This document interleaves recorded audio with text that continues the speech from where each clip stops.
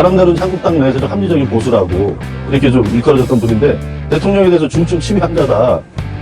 독재자 문재인 대통령 카메라다 이런 발언까지 하고 있어요. 네. 이런 주장들이 오히려 한국당 내에서 그러나 문재인 대통령을 탄핵하자, 퇴진시키자, 끌어내리자 이것까지는 좀 너무 나간 주장이고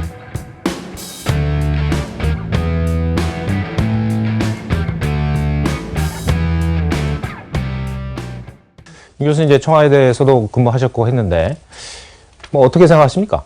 어쨌든 보수 진보를 떠나서 이제 또 숫자를 떠나서 광장에 나와서 자신의 요구를 외치는 그 국민들의 목소리 이것은 뭐 여권이든 야권이든 다 무겁게 이제 받아들여야 된다 이렇게 생각을 하고요.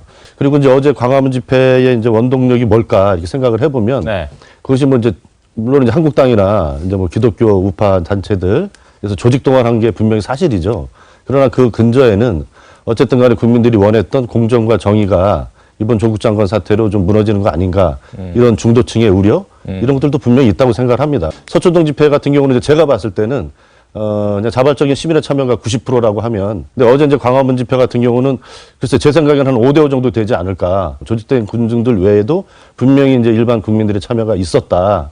그래서 예전에 이제 보수 집회에서 보지 못했던 뭐 이제 젊은 층의 참여라든가 네. 가족 단위 참여 이런 부분들에 대해서는 청와대나 여권에서 좀 긴장감 있게 주셔야 될 부분이다 이렇게 생각을 합니다. 이제 범여권이 서초동에 집결했다 이거는 맞는 거죠.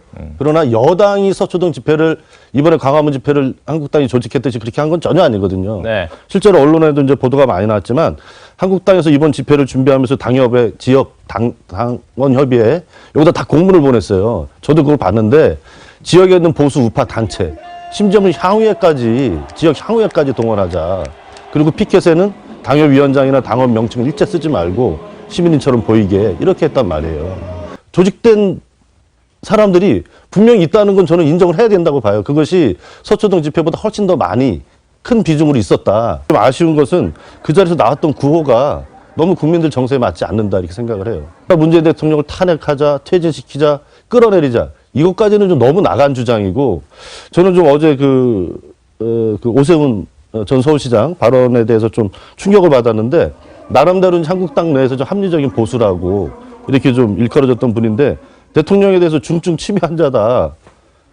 독재자 문재인 대통령 카메라자 이런 발언까지 하고 있어요. 이런 주장이 이제 난무할수록 오히려 중도층이나 이쪽에 있는 국민들의 마음을 한국당 쪽으로 잡아오기가 힘들다. 이런 생각이 듭니다. 근데 임 교수님 제가 집권 여당이기 때문에 아주 비판적으로 질문을 드리겠습니다.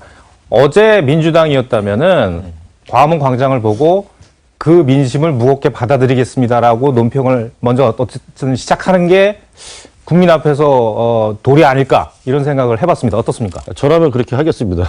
근데 너무 이게 지금 진영 대결이 되다 보니까 예. 과하게 대응을 하고 있다고 생각을 예. 해요. 보수든 진보든 광장에 나와서 외치는 국민들의 목소리는 다 똑같이 소중하고 위정자들은 그것을 다 무겁게 받아들여야 된다고 생각을 합니다. 근데 이제 이번 이렇게 장애 집회가 되는 것에 대해서 저는 또 너무 이렇게 언론에서 이렇게 국민들이 양분하고 있다. 이렇게 부정적인 것만 좀 너무 강조되고 있지 않나 이런 생각도 좀 들거든요. 예. 이런 상황을 좀 편하게 받아들였으면 좋겠어요. 예를 들어서 미국이나 이제 유럽 이런 정치 선진국들 같은 경우도 집회 천국이거든요, 정말.